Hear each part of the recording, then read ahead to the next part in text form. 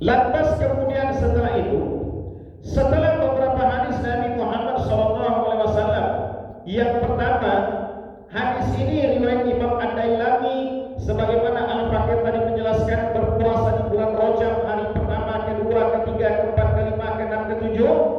Ya, keutamaan-keutamaannya itu bahwasanya ini dihukumkan sebagai hadis yang bermasalah. Kenapa Bapak Ibu hadirin Allah Subhanahu wa taala? Karena salah seorang perawinya dituduh sebagai orang yang suka berdusta, dan kemudian ulama-ulama hadis juga bersepakat la syaqqa, tidak ada keraguan sama sekali bahwasanya ini adalah hadis yang maudhu'an, bukan berasal daripada Nabi Muhammad SAW. Kemudian ada hadis juga, hadis yang lemah. Rajab syahrullah. Rajab adalah bulannya Allah, bulannya Allah. Wa Sya'ban syahri. Sya'ban itu adalah bulanku. Wa Ramadan syahra ummati. Dan Ramadan adalah bulannya umatku. Kalau itu hadis oleh Allah Subhanahu wa taala. Kalau hadis yang palsu, sepakat kita bahwasanya ini tidak bisa dijadikan sebagai ibarah, sebagai referensi untuk melakukan satu amalnya. Tapi kalau hadis dhaif, boleh tidak Ustaz? Ya. Hadis dhaif boleh. Ini disebutkan di dalam kitab At-Tazrib Rawi fi Syarh Taqrib An-Nawawi, bahwasanya hadis dhaif boleh digunakan untuk merangsang umat Islam supaya mereka disenang dalam beramal,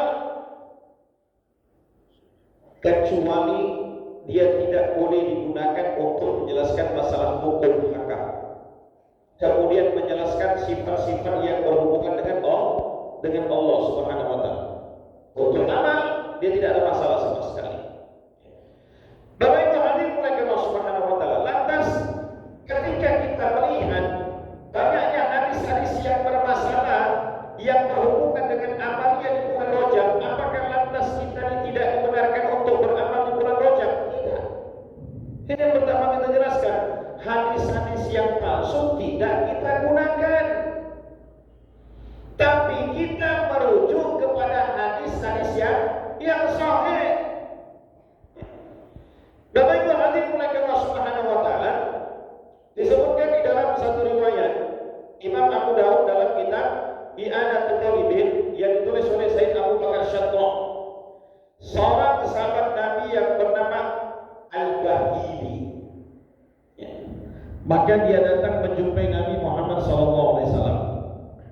Pada saat itu badannya gemuk, ya, sehat, kekar. Setelah setahun kemudian daripada pertemuan itu, dia datang menjumpai Rasulullah lagi, tapi badannya sudah kurus, lemas fisiknya. Ya. Maka kemudian ketika dia menghadap, dia katakan kepada Rasul, ya Rasul, apakah Rasul tidak kenal dengan aku ya Rasul? Kata Nabi Muhammad SAW, siapa kamu? Aku ini Al-Bahili ya Rasulullah, yang setahun yang lalu datang menghadapmu. Maka kemudian kata Nabi Muhammad SAW, kenapa badanmu sekarang kok kurus? Setahun yang lalu badannya gemuk. Gemuknya mungkin kayak ketua kita nih mungkin, kekar. Ya. Nah, cocok jadi panglima diri tua mungkin memang. Ya. Maka Bapak Ibu hadirin Allah Subhanahu wa taala, Al-Bahili mengatakan, ya Rasulullah, ketahui ya Rasul, aku tidak pernah makan kecuali hanya di malam hari saja. Ya.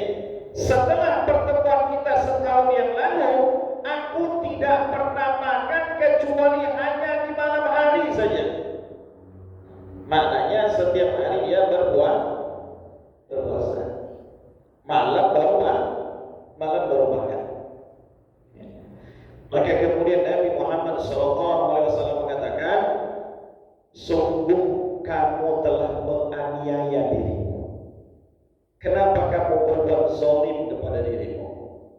Karena diri ini juga memilih hak yang harus kita tunaikan haknya Maka dulu saya pernah mengatakan, menyampaikan Bapak Ibu hadirin Allah Subhanahu wa taala di dalam manaqibnya Imam Ali Al-Habsyi, seorang anak muda ya yang luar biasa amaliannya. Ibunya mengadu kepada Imam Ali Al-Habsyi, "Asqini min waladi ya Imam." Aku ingin mengadukan mengenai anakku ya Imam. Anakku ini ya Imam, dia berpuasa dan kemudian malam sedikit tidur. Ya. Nah, para jemaah sekalian yang dimulakan Allah Subhanahu wa taala, kembali kepada kisah Al-Bahili tadi itu, Nabi mengatakan, kamu ini menyiksa dirimu. Kenapa kamu berbuat zalim kepada dirimu? Ya. Maka Nabi Muhammad SAW mengatakan, "Sumu fi syahrus shabar." Berpuasalah kamu di bulan Sabar. Maksudnya bulan Sabar, bulan apa? Bulan Ramadan. Dan kemudian tambahkan satu hari di luar daripada bulan suci Ramadan. Kata Al-Bahili, ya Rasul, aku masih mampu, tambahkan lagi itu. Ya. Kata Nabi Muhammad SAW, ya sudah, tambahkan menjadi 2 hari. Kata Al-Bahili, aku masih mampu ya Rasul, tambahkan lagi. Maka Nabi mengatakan, ya sudah, kalau begitu tambahkan menjadi 3 hari. 3 hari setiap bulan, yaitu puasa ayamul bid. Ya Rasul, aku masih mampu ya Rasul. Maka Nabi Muhammad SAW mengatakan, "Somo minal hurum watruk." Somo minal hurum watruk. Somo minal hurum watruk. Ini hadis riwayat Imam Abu Daud di dalam kitab I'anatul Thalibin yang ditulis oleh Syekh Abu Bakar Syattab rahimahullah ta'ala.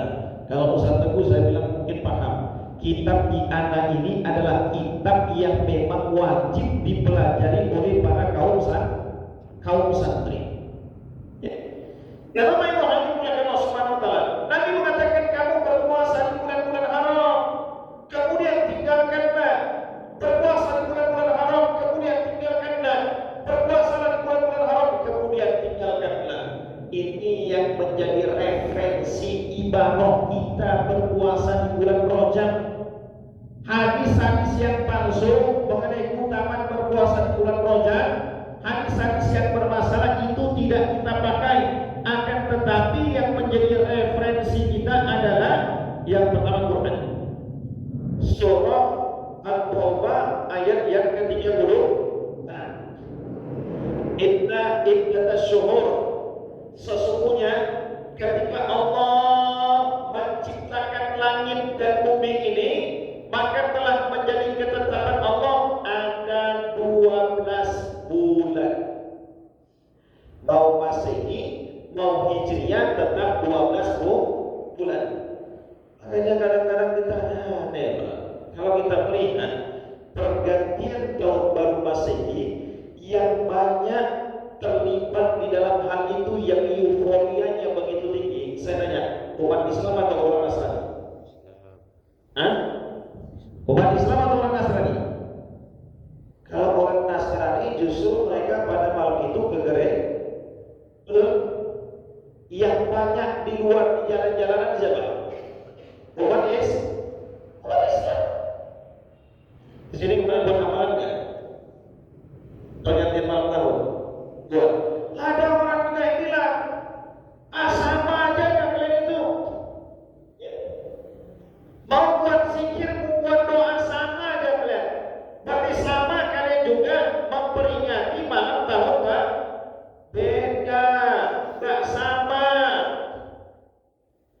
Dalam hadis Nabi menyebutkan hayati khairul lakum, hidupku ini kata Nabi bermanfaat bagi kalian. Jelas kita paham Pak, hidup Nabi itu begitu bermanfaat bagi kita. Tetapi ketika Nabi mengatakan wa mauti khairul lakum, matiku juga bermanfaat kepada kalian. Sahabat itu bertanya, maksudnya gimana ya Rasul? Kata Nabi Muhammad SAW, tu'radu a'malukum alayya, diperlihatkan kepadaku amal-amal daripada kalian. Ya. Ini kita ngaji, duduk di subuh di malam subuh ini diperlihatkan sama Nabi. Siapa saja orang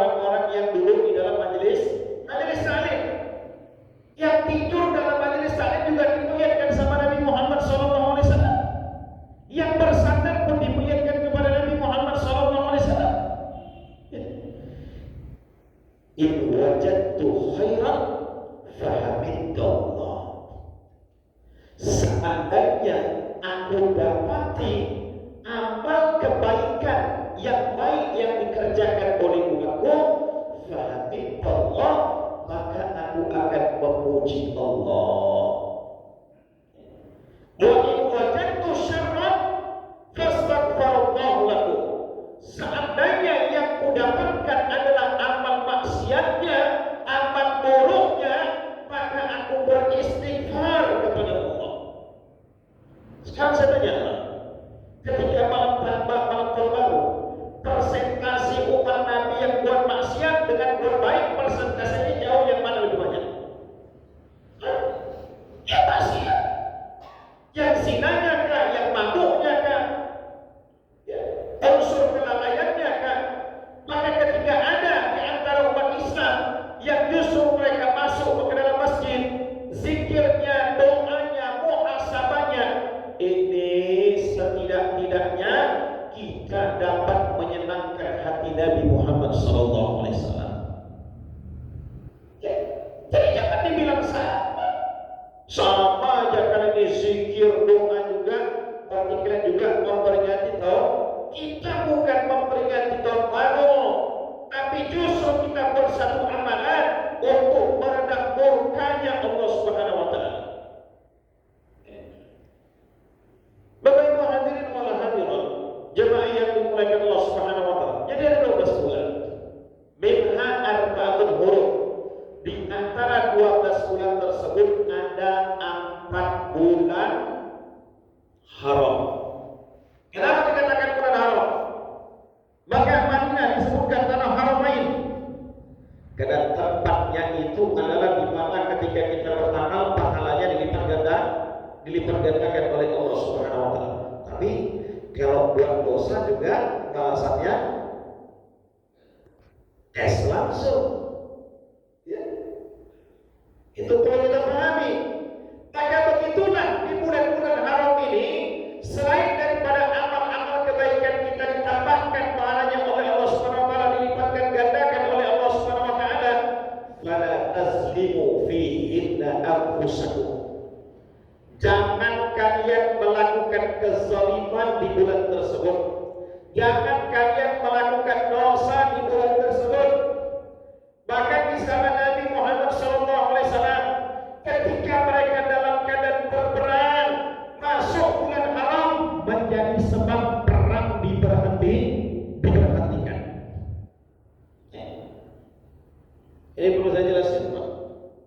Apalagi ini masuk sebentar lagi musim diri sudah mendekat pencoblosan.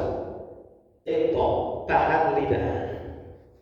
Karena kita masuk pada bulan haram. Ustaz, tapi mereka begini, mereka bilang begini, mereka bilang nggak tahu terima kasih, kacang kumpul dengan klaimnya. Biarkan saja mereka ngomong seperti itu. Karena kita masuk di bulan haram. Kalaulah di zaman Rasulullah, perang yang memang perang kita saja, kalau tidak dibunuh, ini dengan sebabnya masuknya bulan-bulan haram dihentikan oleh Allah Subhanahu wa Ta'ala, berhenti. Apalagi hanya sepakat berbeda dalam masalah pilihan. Ya. Dan kita berbeda masalah pilihan itu, ya itu sesuatu yang wajar. Yang pastinya kita tetap berdoa amin. Kan gitu ya. Ya. Para jemaah sekalian yang dimuliakan Allah Subhanahu wa Ta'ala, minha arba'atun hurum, ada 4 bulan-bulan haram.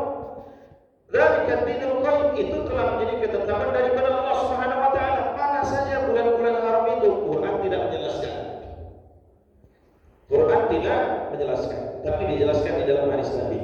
Salah satu mutawaliyatun, 3 dia berturut-turut dan 1 dia tunggal. Yang tunggal itu adalah Rajab Ramadan. Ini bulan Rajab. Bagaimana Ibu hadirin mulai Allah Subhanahu wa Ta'ala, ini yang menjadi sandaran daripada kita Ahlus Sunnah wal Jamaah ketika masuk bulan-bulan yang mulia ini. Kita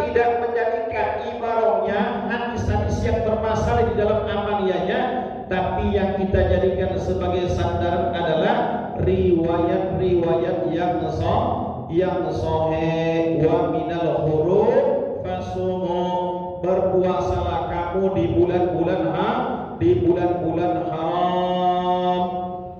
Dan Rajab juga termasuk bulan-bulan haram. Adapun doa yang dianjurkan untuk kita baca ketika masuk bulan Rajab ini adalah sebagaimana disebutkan oleh para ulama, jangan tinggalkan untuk membaca doa setiap selepas sholat. Rabbighfirli warhamni wa tub alayya. Rabbighfirli warhamni wa tub alayya. Ini adalah doa yang dianjurkan oleh para ulama untuk kita baca sebanyak-banyaknya ketika di bulan Rajab. Bapak Ibu hadirin Allah Subhanahu wa taala, inilah kajian kita pada subuh yang berbahagia ini.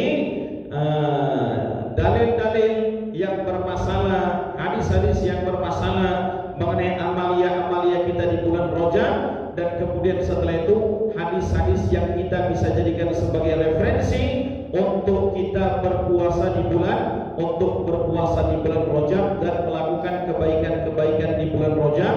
Jadi garis pentingnya, hikmah yang kita perlu pahami bahwasanya buatlah kebaikan sebanyak mungkin ketika di bulan-bulan haram, ya, bulan-bulan mulia ini.